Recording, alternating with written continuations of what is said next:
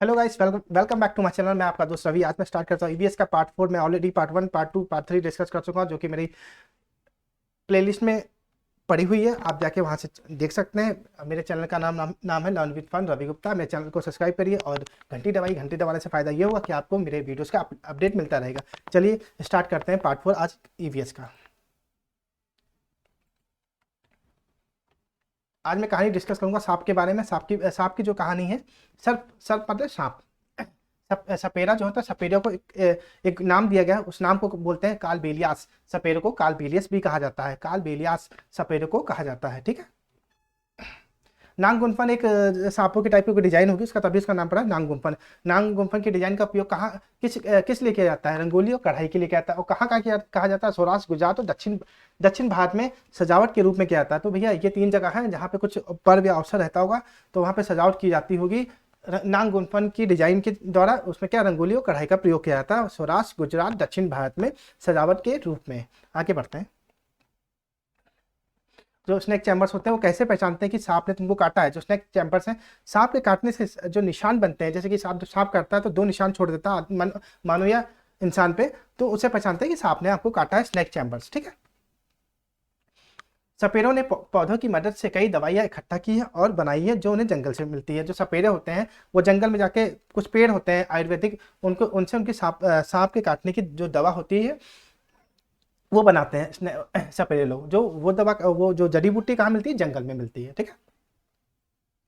सांप क्या है? सांप किसानों का एक सहायक होता है और मित्र होता है। कैसे? जब किसान अपनी खेती करता है तो उसमें चूहे भी खेत में चूहे आ जाते हैं। चूहे क्या करते हैं? उनकी बिल बनाते हैं, कहीं उनकी फसल को खा जाते हैं। तो सांप जो उनके खेत में होते हैं वो चूहों को खा जाते हैं। चूहों को खा जाते हैं तो इससे क्या होता है? सांप वो तो खाते नहीं है जो हरी हरी चीज रहती है, ठीक है। तो चूहों खाते हैं और चूहे क्या करते हैं? जो चूहा होता है उनकी फसल को खाता है। तो क्या करता है? सांप चूहे को खा जाता है, जिससे कि किसान का मित्र क्या हुआ? सांप हुआ। और किसानों की फसल भी नुकसान नहीं होती है।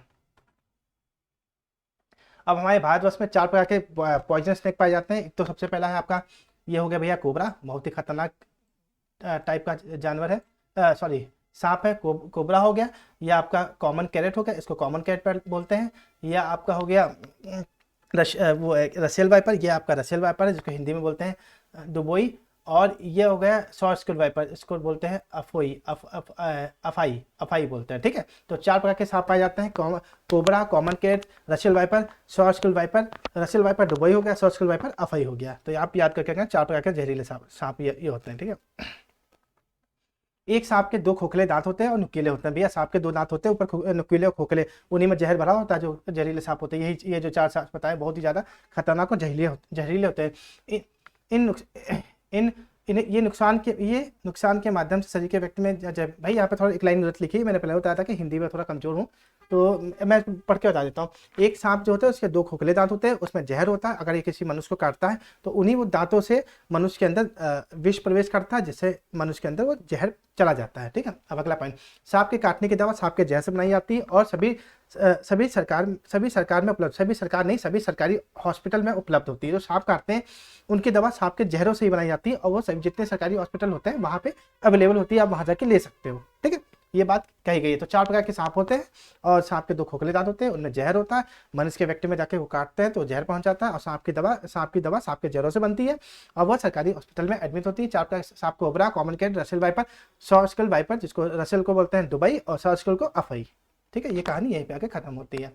दोस्तों, जिन्होंने मेरा चैनल सब्सक्राइब नहीं किया, प्लीज़ मेरे चैनल को सब्सक्राइब करिए। मैं इतनी इंपॉर्टेंट इन्फॉर्मेशन शेयर कर रहा हूँ जो कि आपकी ईवीएस के पॉइंट ऑफ व्यू से बहुत ही इंपॉर्टेंट है और 30 नंबर में पूछा जाता है। तो मेरे चैनल को लाइक, शेयर और सब्सक्राइब करें। अपने दोस्तों को भी शेयर करें अगर मेरी इन्फॉर्मेशन आपको अच्छी लग रही हो। आप प्लीज़ मेरे स्पीड को भी बताइए कि मेरी स्पीड कैसी चल रही है। अगर मैं आपको लगता है मैं बहुत तेज़ बोला हूँ तो बताइएगा, मैं थोड़ा धीमे बोलने का कष्ट करूँगा। अगला पॉइंट है चखने से लेकर डाइजेशन, मतलब टेस्टिंग टू डाइजेशन। हमारे पेट का तापमान लगभग कितना होता है? 30 डिग्री सेल्सियस टेम्परेचर होता है बॉडी पेट का टेम्परेचर। हमारा पेट इतना गर्म होता है तभी भैया उसके अंदर कोई चीज़ जाता है, पच जाता है। अगर नहीं होता तो कहाँ पचता, ठीक है। हमारे पेट में रस प्राकृतिक में अम्लीय होता है। पेट के अंदर जो रस होता है एसिडिक होता है, अम्लीय होता है, इसलिए चीज़ खाना आके डाइजेस्ट होता है। सबसे अधिक चावल कालाहांडी जिले कालाहांडी जिले उड़ीसा में उगता है। भैया चावल सबसे ज़्यादा कहाँ उगता है? कालाहांडी कहाँ है? उड़ीसा में होता है, ठीक है। चावल यहाँ से दूसरे राज्यों में भी भेजा जाता है। भैया चावल जब यहाँ अधिक होता है कालाहांडी उड़ीसा में, तो भैया दूसरे राज्य में बिल्कुल जाएगा। कॉमन सी बात है। अगली बात है कि चावल के इतने अधिक उत्पाद के बावजूद कालाहांडी में बहुत सी गरीबी है। भैया वहाँ चावल अधिक होता है फिर भी, लेकिन वहाँ गरीबी है, पता नहीं क्या बात है, फिर भी चावल। भैया जब चावल यहाँ से वहाँ जा रहा है तब क्यों गरीबी, समझ नहीं। लेकिन भैया वहाँ की जो स्टेटमेंट लिखा है आपको वही मानना है।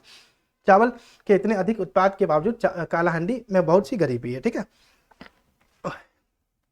मलमल के कपड़े का इस्तेमाल किसी चीज़ को मलने के लिए किया जाता है। भाई मलमल का कपड़ा बहुत ही सॉफ्ट होता है और किसी छानने के काम में इस्तेमाल किया जाता है। जैसे पहले ज़माने में छन्नी नहीं करती थी, तो छन्नी नहीं होती थी तो लोग चाय को मखमल के कपड़े से छानते थे, या फिर क्या बोलते हैं यार, आजकल भी कुछ चीज़ें यूज़ की जाती है, जैसे कि मेरे ख्याल से पनीर बनाना होता है तो पनीर को मखमल के दूध को जो भी होता है उसमें डालते हैं, फिर इसको कपड़े में टाइट कर दे, जितना भी फालतू का पानी हो निकल जाता है और मखमल के कपड़े में रह जाता है। तो कुल मिला के मलमल का कपड़ा बहुत ही सॉफ्ट और नरम होता है।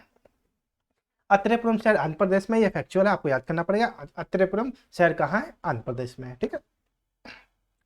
अब भैया यहाँ पे कहानी बताएगी, ये अचार से भरने से पहले कांच में क्या क्या करना चाहिए, ठीक है। अचार जो बना है तो उसको एक जार में रखना है, तो उसके बारे में कहानी है, तो उस कहानी को मैं ऐसे बता देता हूँ, उसको पढ़ने की जरूरत नहीं पड़ेगी आपको। देखो घर में जब मम्मी लोग अचार बनाती हैं, अचार बनाने के बाद क्या करती हैं, उसको एक जार में रखती हैं, ठीक है। और उस जार को क्या करती हैं, जो जार कांच का होता है उसको धुलती हैं, फिर धूप में सुखाती हैं। धूप में सुखाने का रीजन ये है कि उसके अंदर का सारा मॉइस्चर खत्म हो जाए। मॉइस्चर खत्म हो गया तो अचार जब बनाओगे उसके अंदर रख दोगे तो उसके अंदर मॉइस्चर जाएगा नहीं, तो उसमें फंगस और किसी प्रकार का कीटनाशक नहीं लगेगा, मतलब कोई प्रकार के खराब नहीं होगा आपका अचार। तो यही चीज़ बताई गई इसके अंदर है। और अगर आप उस जार को सुखाओगे नहीं, उसके अंदर अगर नमी रहेगी, उसके अंदर अचार लगोगे तो फंगस लग जाएगा और आपका अचार खराब जाएगा। तो बस यही लाइन दो चीज़ में बोली गई है। तो अचार को रखने से पहले उस जार को सुखाना चाहिए धूप में, फिर अचार को उसमें रखना चाहिए ताकि आपका अचार लंबे समय तक चल सके।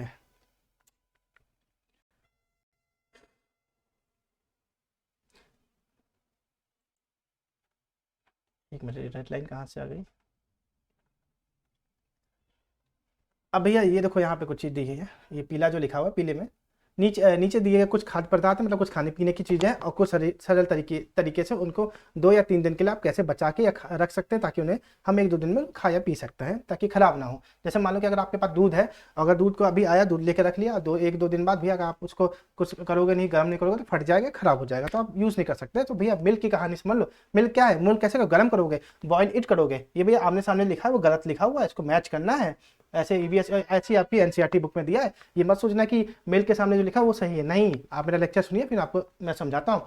मिल्क क्या होता है, मिल्क को गर्म किया जाता है, तो मिल्क को बॉईल किया जाता है पहले का सी हुआ। गई दूध को गर्म करके रखोगे तो 1-2 दिन चल जाएगा, आपको खराब नहीं होगा। कुक्ड राइस क्या होता है, बना हुआ चावल को क्या करोगे, put in a bowl and keep the bowl in a container with some water.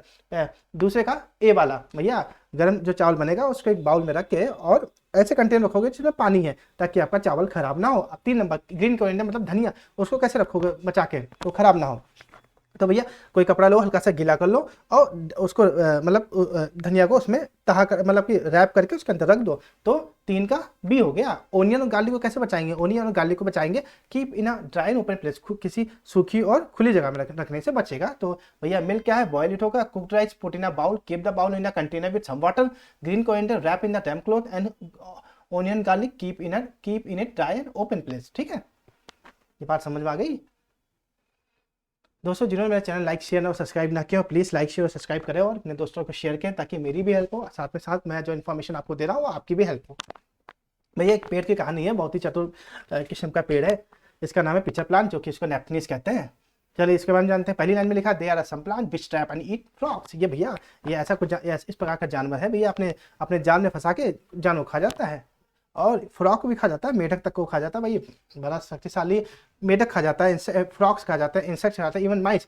मतलब फ्रॉक मतलब मेढक हुआ, इंसेक्ट मतलब छोटे मोटे कीड़े मकोड़े हुए, इवन माइस चूहा तक भी खा जाता है।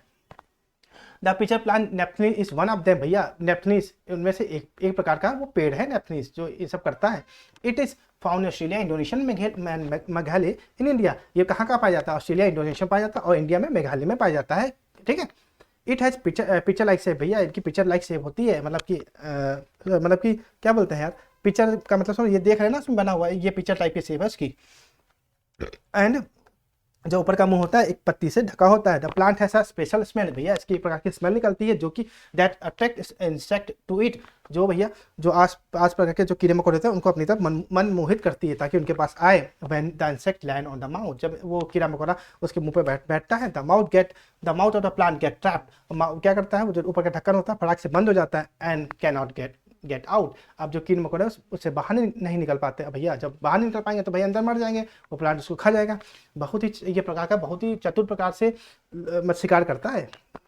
तो इसमें तुमको याद क्या करना है आप लोगों को, इसमें याद करके ये रखना है कि भैया ये एक तो ये क्या करता है, फ्रॉग इंसेक्ट और माइस को खा जाता है, ठीक है। इसको नेफेंथीस भी कहते हैं। ये ऑस्ट्रेलिया, इंडोनेशिया और मेघालय जो कि इंडिया में पाया जाता है, ठीक है। पिक्चर लाइक की शेप होती है, इसका मुंह कवर से लीप से बंद होता है। ये एक प्रकार की स्मेल निकालता है पर ये कभी आवाज़ नहीं निकालता। पिछली बार क्वेश्चन गया था, ये स्मेल के साथ आवाज़ निकालता है तभी कीड़े मकोड़े इसके पास आते हैं, पर ये आवाज़ कभी नहीं निकालता, खाली एक प्रकार की स्मेल को छोड़ता है, गंध को छोड़ता है। गंध का खुशबू छोड़ता होगा तभी तो भैया इसके पास जानवर चल के आते हैं। और भैया जब जानवर कोई आएगा इसके ऊपर मुँह पे बैठेगा और ये उसको बंद कर लेगा और भैया अपना भोजन ग्रहण कर लेगा। ये कहानी यहीं तक थी और ये आज की बात यहीं पे समाप्त होती है दोस्तों। तो दोस्तों मैंने बहुत देरी से बोला है, अगर आप लोगों को समझ में कोई दिक्कत हुई तो प्लीज़ मेरी एक बार फिर से सुन लेना मेरे लेक्चर को। अगर आपको मेरा लेक्चर अच्छा लगे तो प्लीज़ मेरे चैनल को लाइक शेयर और सब्सक्राइब करें। लर्न विद रवि गुप्ता और सब्सक्राइब करें, घंटी बजाएं ताकि आपको नए वीडियोज़ की नोटिफिकेशन मिलते रहे। टाटा बाय बाय। जो मिलते हैं अब अगले लेक्चर में, बाय।